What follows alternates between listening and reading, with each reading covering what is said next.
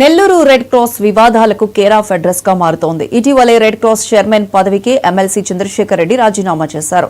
రాజకీయాలకు సంబంధం ఉన్న వ్యక్తులు రెడ్ క్రాస్ లో ఉండకూడదంటూ ఆదేశాలు రావడంతో తాజాగా చంద్రశేఖర్ రెడ్డితో పాటు మరో 4 సభ్యులు ప్రాథమిక సభ్యత్వాన్ని రద్దు చేస్తూ కలెక్టర్ ఆనంద్ ఆర్డర్ జారీ చేశారు.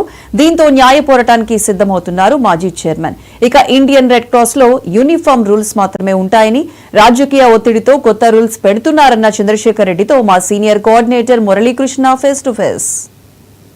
నెల్లూరు రెడ్ క్రాస్ రాజకీయ విభేదాలకు కేర్ ఆఫ్ అడ్రస్గా మారింది. ప్రస్తుతం చైర్మన్గా పనిచేస్తున్నటువంటి ఎమ్మెల్సీ చంద్రశేఖర్ రెడ్డి కూడా ఇటీవల రాజీనామా చేశారు. అయితే ఈ నేపథ్యంలో జిల్లా కలెక్టర్ ఇవాళ ఒక ఆదేశాలు కూడా ఇచ్చారు. ఏదైతే ప్రాథమిక సభ్యత్వానికి 4 కూడా తొలగిస్తూ నిర్ణయం తీసుకుంటూ కూడా జీవో విడుదల చేయడం జరిగింది. అయితే ఈ నేపథ్యంలో రెడ్ క్రాస్ చైర్మన్ ఏదైతే మాజీ చైర్మన్ ఎమ్మెల్సీ చంద్రశేఖర్ రెడ్డి మనతో ఉన్నారు. ఒకసారి మాట్లాడదాం. సార్ చెప్పండి, ఇవాళ ప్రాథమిక సభ్యత్వానికి కూడా 4 తీసేస్తూ కలెక్టర్ గారు ఒక ఆదేశాలు ఇచ్చారు, ఏమంటారు?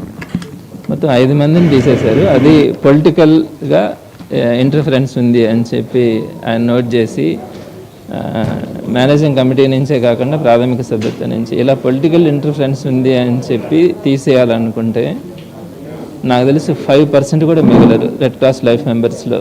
ఇది చాలా తప్పు, రెడ్ క్రాస్కి మంచిది కాదు. రెడ్ క్రాస్లో చేరాలంటే కూడా ఈరోజు ప్రతి ఒక్కరు ఆలోచిస్తారు. రేపొద్దున ఏ పొలిటికల్ పార్టీ అయినా అవతలని తీసేయాలంటే ఫలానా పొలిటికల్ పార్టీ వాళ్ళతో తిరిగినాడని చెప్పి ఆ ఫోటోని పెట్టుకొని తీసేస్తా పోతే చాలా అగౌరవం ఏర్పడుతుంది. రెడ్ క్రాస్ ప్రతిష్ట దెబ్బతింటుంది. నేను అందరికీ కూడా చేతులు జోడించి చెప్తా ఉన్నాను, ఇది మంచి సంప్రదాయం కాదు. ఇలాంటి పరిస్థితులు నెల్లూరులో తీసుకురావద్దు. ఎక్కడా కూడా ఈరోజు భారతదేశంలో లేనటువంటి ఇష్యూస్ని, రాష్ట్రంలో లేనటువంటి దాన్ని మన నెల్లూరుకి తీసుకొని వచ్చి ఇక్కడ ఆపాదించి ఈ విధంగా చేయడం అన్నది అందరి మనోభావాలు దెబ్బతింటాయి. ఇది చాలా ఇబ్బందులు కూడా కలిగించే పరిస్థితి ఉంది. ఇది తప్పని మాత్రం తెలియజేస్తాను. అయితే పొలిటికల్ పార్టీలో ఉండేటటువంటి వ్యక్తులు రెడ్ క్రాస్లో సభ్యత్వానికి ఉండకూడదు అనేది ఒక రూల్ అయితే పెట్టారు. ఈ రూల్ ఇక్కడ పెట్టిందా? ఇండియన్ రెడ్ క్రాస్లో ఉండేటటువంటి రూల్? ఇండియన్ రెడ్ క్రాస్ సొసైటీకి జాతీయ వ్యాప్తంగా ఒకటే రూల్స్ ఉంటాయి. ఒక్కొక్క రాష్ట్రంలో ఒక్కొక్క జిల్లాలో ఒక రూల్ ఉండకూడదు. మాకు దేశవ్యాప్తంగా ఉండే యూనిఫామ్ కామన్ రూల్స్ అన్నీ కూడా ఏ పొలిటికల్ పార్టీలో ఉన్నా కూడా రెడ్ క్రాస్ లైఫ్ మెంబర్గా చేరొచ్చు, ఏ మెంబర్ అయినా కూడా ఎలక్షన్స్లో కంటెస్ట్ చేయొచ్చు అనేది మా పద్ధతి. కానీ మేము రెడ్ క్రాస్ ప్రెమిసెస్లో సర్వీస్ చేసేటప్పుడు కులాలు, మతాలు, పార్టీలు అయ్యేం చూడకుండా రెడ్ క్రాస్లో సర్వీస్ చేయగలగాలి. కానీ బయట వాళ్ళు ఏ వృత్తులోనైనా ఉండొచ్చు. ఇది మా యూనిఫామ్ గైడ్లైన్స్. దానికి భిన్నంగా ఈరోజు నెల్లూరు రెడ్ క్రాస్ వాళ్ళు తీసుకోవడం కూడా జరిగింది. ఇవి తప్పు. దీనికి ఖచ్చితంగా కూడా మేము పోరాటం చేయడం జరుగుతుంది. నెల్లూరు రెడ్ క్రాస్కి ఇబ్బంది కలగకుండా ఖచ్చితంగా పోరాటం కూడా చేస్తాం. గతంలో ఎంతోమంది చైర్మన్లుగా పనిచేశారు, సభ్యులుగా పనిచేశారు. ఎప్పుడూ లేనటువంటి కొత్త నిబంధనలు ఇప్పుడే ఎందుకు వస్తున్నాయి? ప్రత్యేకించి రాజకీయాల్లోకి ఒక సామాజిక సేవా సంస్థని లాగడం ఎంతవరకు సమంజసం ఉంటారు? ఇది మన నెల్లూరు వాళ్ళే కాదు బాధపడేది, మన రాష్ట్రంలోనే కాదు మిగతా రాష్ట్రాల్లో కూడా ఈ విషయం తెలిసిన తర్వాత ఈరోజు అందరూ కూడా ఆందోళన చెందుతూ ఉన్నారు. రెడ్ క్రాస్లో ఇది మంచి సంప్రదాయం కాదు.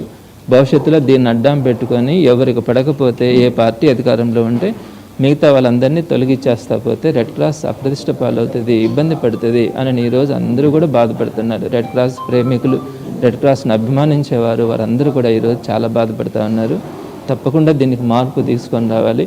అవసరమైతే గవర్నర్ గారిని, రాష్ట్రపతి గారిని కలిసి వాళ్ళకు కూడా వివరించడం జరుగుతుంది. రెడ్ క్రాస్ అనేది నెల్లూరు జిల్లాలో ఉన్నటువంటి రెడ్ క్రాస్లో మీ ఆధ్వర్యంలో అనేక సేవా కార్యక్రమాలు చేస్తామని మీరే చెప్తున్నారు. ఈ నేపథ్యంలో న్యాయ పోరాటం చేసే అవకాశం ఉందా? గవర్నర్ కలుస్తామని చెప్తున్నారు. అదేవిధంగా నెల్లూరులో ఉండేటటువంటి నిబంధనలు ఏంటి? నెల్లూరుకి ప్రత్యేకంగా నిబంధనలు ఉండవు. వీళ్ళు రాసుకున్నాయి, వీళ్ళు అనుకున్నాయి, వీళ్ళ మనసుల్లో నుంచి వచ్చినాయి. కాబట్టి తప్పకుండా దీనికి సంబంధించి రెడ్ క్రాస్ కోసం, నా కోసం కాదు, రెడ్ క్రాస్ కోసం న్యాయ పోరాటం చేస్తాము. దీని యొక్క ప్రతిష్ట, మనుగడ దెబ్బతినకుండా ప్రయత్నించడం జరిగింది. చివరిగా 5,000 మంది సభ్యులు ఉండేటటువంటి రెడ్ క్రాస్ సభ్యులకి మీరు ఏం చెప్పబోతున్నారు?